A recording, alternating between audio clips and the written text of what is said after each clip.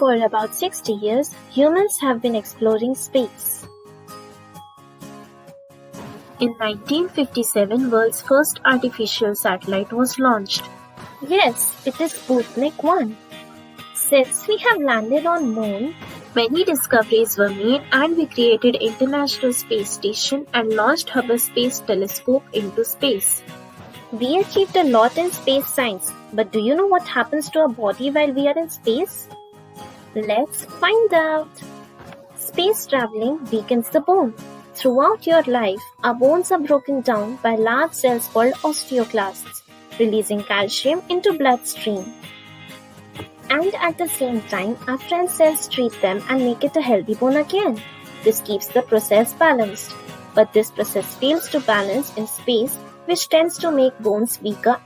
Most scientists think it is because of the microgravity in space. That's why when astronauts come back to Earth from space, it leads to increased risk of bone fractures. While staying in non-gravity conditions, astronauts can also have vision problems. Researchers studied 27 astronauts who spent an average of 108 days in space and found that around 22% of them showed flattening of back of the eyeball. Same type of vision loss is seen in a disorder called idiopathic intracranial hypertension.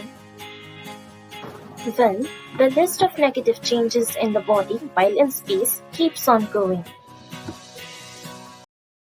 Well, even the heart changes in the space. It's actually sad because an astronaut's heart can lose mass and become more spherical. This is possibly because of the decrease of blood in the body. When astronauts come back to Earth, their blood pressure decreases and chances are high that they might feel dizzy. Or they might even faint. Few years back, NASA astronauts Scott Kelly and Mikhail Kornienko returned to Earth after a year in space. This mission helped the scientists learn even more about how long spaceflight affects the human body. And since Scott Kelly had an identical twin brother who stayed on Earth during that time, scientists could even study genetic changes that may have occurred. Well, if we plan to send a lot of people to Mars and back, we will need to know how the trip would affect them and how to prevent them from negative changes. This will make our future space travel a lot safer.